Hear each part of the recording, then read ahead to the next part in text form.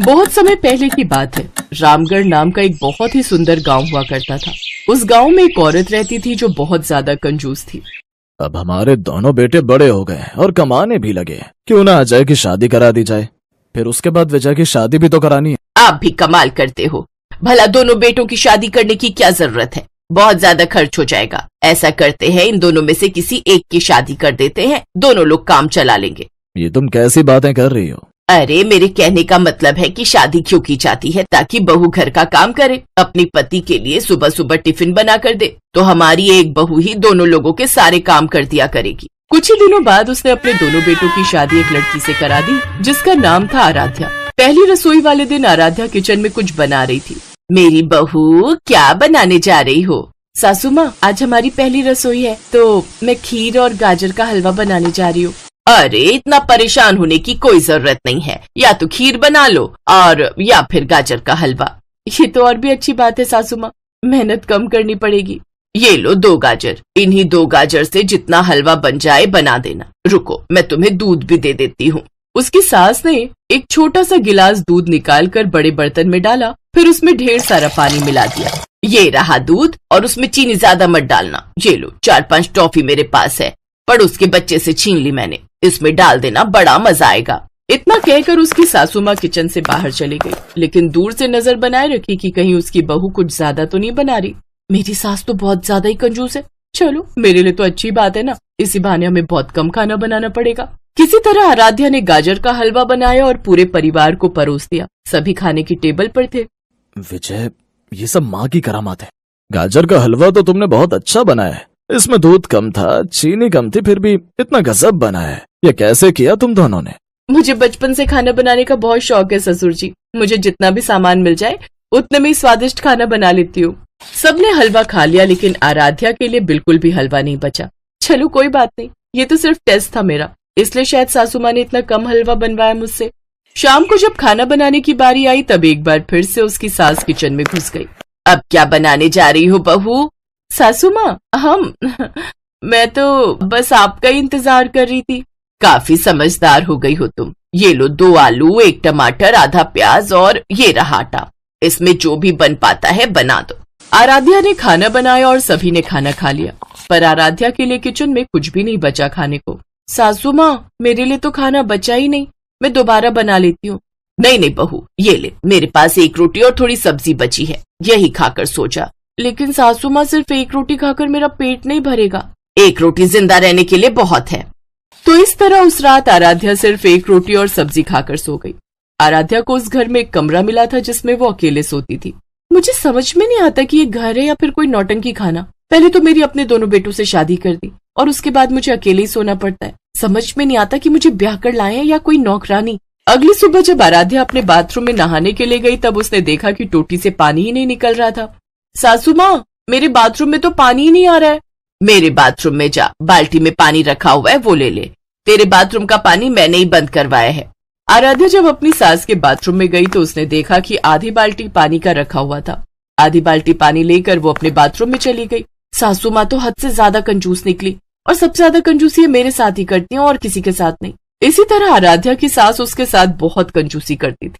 ना ही वो अपनी बहू को खाने के लिए भरपूर खाना देती थी और ना ही नहाने के लिए पानी। कई महीनों तक ये सब चलता रहा। विजय, आज हम दोनों को पार्टी में जाना है। सब हमारी पत्नी से मिलना चाहते हैं। अजय और विजय ने आराध्या को बुलाया। खाना भरपूर मात्रा में ना मिलने की वजह से वो बहुत कमजोर और पतली हो चुकी थी। आराध्या, जल्दी से तैयार हो जाओ, हमें पार्टी में चलना है। थोड़ी देर बाद आराध्या तैयार होकर आ गई। आराध्या, पार्टी का नाम सुनते ही दुनिया की सारी लड़कियां घंटों तक मेकअप किया करती हैं। तुमने तो सिर्फ कपड़े बदल लिए, मेकअप किया ही नहीं। क्या बताऊं मैं आपको, सासू माँ ने मेकअप के नाम पर एक छोटा सा पाउडर दे दिया है, बस वही लगा लिया मैंने। माँ तो अब मेकअप में भी कंजूसी करने लगी। खैर, माँ से तो हम कुछ कह नहीं सकते, तुम चलो हमारे साथ। अजय और विजय अपनी पत्नी आराध्या को लेकर पार्टी में पहुंच गए। क्या बात है अजय, भाभी जी तो 0 फिगर की हैं। भाभी जी, लगता है आप कुछ खाती पीती नहीं है। ऐसी कोई बात नहीं है, जिंदा रहने के लिए जितना खाना जरूरी होता है उतना मेरी सासू माँ मुझे दे देती है। यार विजय, अजय भैया तो अपनी पत्नी को लेकर आ गए, तू अपनी बीवी को लेकर नहीं आया। ये सामने खड़ी तो है मेरी बीवी, लेकिन ये तो अजय भैया की पत्नी है ना। आराध्या हम दोनों की पत्नी है। ये सुनकर वहाँ पर मौजूद सभी लोग हैरान हो गए। सभी लोग उनका मजाक उड़ाने लगे इसीलिए अजय विजय आराध्या को लेकर घर वापस आ गए। लेकिन जैसे ही वो घर पहुंची वैसे ही वो बेहोश हो गई। माँ, पिताजी, मैं डॉक्टर को बुला लूं? डॉक्टर बुलाने की क्या जरूरत है? अगर डॉक्टर को बुलाएंगे तो बहुत फीस लेगा। तू ऐसा कर, किसी कंपाउंडर को ही बुला ले। इतने में वहां पर आराध्या का ससुर आ गया। तुम अपनी बहू के साथ रसोई घर में कंजूसी करती हो, पानी देने में कंजूसी करती हो, हर चीज में कंजूसी करती हो। वहां तक तो ठीक है, लेकिन उसकी जान के साथ तो कम से कम कंजूसी मत करो। बेटा, जल्दी से डॉक्टर को बुलाओ। थोड़ी देर बाद वहां पर डॉक्टर आ गए। आपकी बहू को कोई बीमारी तो है नहीं, लेकिन फिर भी इतनी पतली कैसे? इसके शरीर में तो बिल्कुल जान ही नहीं बची है। आप लोग अपनी बहू को खाना नहीं खिलाते क्या? नहीं, ऐसी कोई बात नहीं है डॉक्टर साहब। डॉक्टर ने आराध्या को इंजेक्शन लगाया और उसे दवाई देकर वहां से चले गए। अब आराध्या को चलने में भी परेशानी हो रही थी। वो बिस्तर से जैसे ही उठती वैसे ही वो धड़ाम से गिर जाती। लगता है अब इसे खाना ज्यादा खिलाना होगा। 1 हफ्ते से बिस्तर पर पड़ी हुई है। तब से ना ही मेरे बेटों को टाइम पर टिफिन मिल पाता है, ना ही हमें टाइम पर चाय मिल पाती है। आराध्या की वजह से घर का सारा काम रुक गया था, इसलिए उसकी सास ने अपने हाथों से आराध्या को जूस और खाना खिलाना शुरू किया। 15 दिन तक भरपूर मात्रा में खाना और जूस पीने से वो पूरी तरीके से स्वस्थ हो गई। बहू, आज के बाद रसोई में मैं तेरे साथ कोई भी कंजूसी नहीं करूंगी, क्योंकि अगर तुझे कुछ हो जाता तो दुनिया मुझे ही ताने मारती। इतने में वहां पर अजय विजय के दोस्त कुछ पुलिस वालों के साथ आ गए। देखिए, मैं खबर मिली है कि आज के जमाने में भी अपने दोनों बेटों की शादी एक लड़की से आपने करा दी है। ये कानूनन अपराध है। अजय विजय सारी बात समझ गए।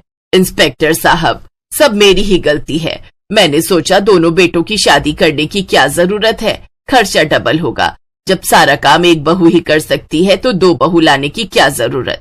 बहू सिर्फ काम करने के लिए नहीं होती। जब आप ब्याह कर इस घर में आई होंगी तो क्या आप सिर्फ काम करने के लिए आई थी? अगर सिर्फ काम करने के लिए आप आई होती तो आपके दोनों बेटे नहीं होते। एक ही कमरे में 2 भाई और एक पत्नी, सुनते हुए भी कितना गंदा लगता है। अरे नहीं नहीं इंस्पेक्टर साहब, बहू को हमने अपना अलग कमरा दे रखा है। वो आज तक हमारे बेटों के कमरे में उनके साथ नहीं सोई। इंस्पेक्टर साहब, सासू माँ बिल्कुल सही कह रही हैं। इस तरह की शादी तो मैंने अपनी जिंदगी में पहली बार देखी। अब आराध्या की शादी अजय के साथ कर दी गई और दोनों एक कमरे में रहने लगे। इतनी सारी घटनाएं हो जाने के बाद उसकी सासू माँ ने अब सारी कंजूसी करना भी बंद कर दिया। कुछ सालों बाद विजय की भी शादी किसी दूसरी लड़की के साथ कर दी गई और वो सब लोग खुशी खुशी रहने लगे। मलकागंज गांव में सोनम अपनी माँ विमला के साथ रहती थी। सोनम के पिता की मौत ज्यादा शराब पीने के कारण कुछ साल पहले हो गई थी। अपने पति के जाने के बाद विमला ही अपनी बेटी सोनम का ध्यान रखती थी। वो अपने खेत में थोड़ी बहुत सब्जियां उगाकर उन्हें ठेले में ले जाकर गली गली बेचा करती थी, जिससे उनके घर का गुजारा चलता था। आइए आइए, हरी सब्जियां ले जाइए, दूर भगाए सभी बीमारी, ऐसी है ये सब्जियां हमारी। अरे वाह, तुम्हारी सब्जियां तो बहुत ही हरी भरी और ताजा है भाई। अच्छा, ये पालक कैसे दिया? जी, सभी सब्जियां सिर्फ 30 रुपए किलो है। आपको जो चाहिए ले जाइए। अच्छा, तो ये पालक 1 किलो और कद्दू आधा किलो, और हाँ, ये कटहल भी 1 किलो कर दो। जी भाई साहब, अभी बांध देती हूँ। विमला अपनी बेटी सोनम को सरकारी स्कूल में पढ़ने डाल देती है और खुद सारा दिन धूप में गली गली जाकर सब्जियां बेचती, जिससे वो घर खर्च चलाती।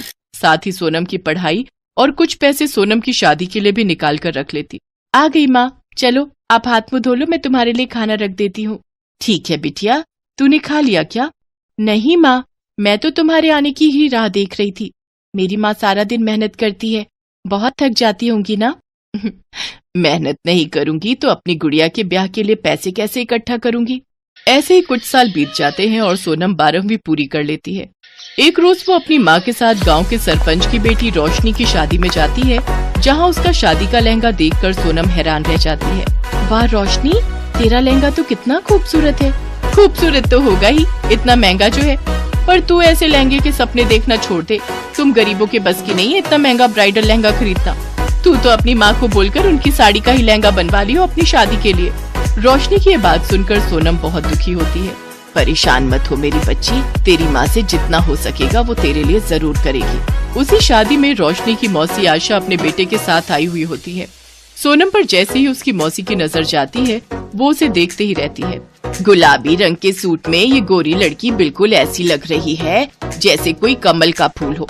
मुझे तो अपने छोटे बेटे रौनक के लिए बड़ी ही पसंद आई। हाँ माँ जी, लड़की तो बहुत सुंदर है। रौनक को भी सोनम पहली नजर में ही भा जाती है। शादी के कुछ दिन बाद आशा अपनी बड़ी बहू और दोनों बेटों के साथ सोनम के घर जाती है और उसकी माँ से उसका हाथ मांगती है। बहन जी, मैं एक गरीब सब्जी वाली हूँ और आपके बड़े घर में रिश्ता जोड़ने की मेरी हैसियत नहीं है। आंटी, रिश्ता हैसियत देखकर नहीं बल्कि दिल देखकर जोड़ा जाता है, और हमें सोनम पहली नजर में ही भा गई। सही कहा बेटा तुमने, और हमें इस शादी से कोई दिक्कत नहीं है। सोनम के लिए बड़े घर से आया रिश्ता देख विमला खुश हो गई। विमला ने अपनी जमा पूंजी निकाली और उसने अपनी बेटी की शादी की तैयारियां शुरू कर दी। सब तैयारियां होने के बाद वो अपनी बेटी को ब्राइडल लहंगा दिलाने के लिए सोनम के साथ शहर गई और सुंदर सा ब्राइडल लहंगा उसके लिए ले आई। मैं जानती हूँ बेटी, तुझे सरपंच जी की बेटी जैसा ब्राइडल लहंगा लेने का मन था, पर तेरी माँ के पास इतने पैसे नहीं कि तुझे इतना महंगा दिला सके। कोई बात नहीं माँ, ये भी मुझे बहुत पसंद है, लेकिन कल क्या होगा ये कोई नहीं जानता। शादी से ठीक एक दिन पहले सोनम का ब्राइडल लहंगा चोरी हो गया और सब लोग बातें बनाने लगे। हाय, कितना बड़ा अपशगुन है ये तो, दुल्हन का लहंगा चोरी हो गया। ये तो बहुत ही बुरा हुआ। बेचारी विमला के पास अब तो इतने पैसे भी नहीं होंगे कि उसे फिर से दिलवा सके। मेरी माँ ने कितने सालों से एक एक पाई इकट्ठी करके मेरे लिए शादी का जोड़ा बनवाया था, लेकिन अब क्या होगा। ये बात जब सोनम की जेठानी को पता चली तो वो बाजार गई और सोनम के लिए एक बहुत ही महंगा और खूबसूरत ब्राइडल लहंगा ले आई, जिसे देखकर सोनम हैरान रह गई। अरे, ये तो वही लहंगा है जो सरपंच जी की बेटी मतलब रोशनी ने अपनी शादी में पहना था। हाँ, हमें उसी ने बताया कि तुम्हें उसका लहंगा बहुत पसंद आया था, लेकिन इतना महंगा होने के कारण तुम ऐसा लहंगा अपनी शादी के लिए खरीद नहीं पाई। इसलिए जब मुझे पता चला कि तुम्हारा लहंगा चोरी हो गया है तो मैं इसे तुम्हारे लिए ले आई। दीदी, आप बहुत अच्छी हो, थैंक यू सो मच। तुम्हारा बहुत बहुत धन्यवाद बेटी, तुमने हमारी लाज बचा ली। सोनम मेरी छोटी बहन जैसी है माँ जी, उसके लिए मैं इतना तो कर ही सकती हूँ। अब कल इस जोड़े को पहनकर दुल्हन बनकर तैयार हो जाना, हम धूमधाम से बारात लेकर आएंगे अपनी दुल्हनिया को लेने। अगले दिन जब सोनम वो ब्राइडल लहंगा पहनकर तैयार होती है तो वो किसी अप्सरा से कम नहीं लगती। सबकी नजरें उस पर टिक जाती हैं। उसे देख रोशनी भी हैरान रह जाती है। सोनम को उस ब्राइडल लहंगे में देखकर विमला की आंखें भर जाती हैं। फिर धूमधाम से सोनम की शादी रौनक से खुशी खुशी हो जाती है।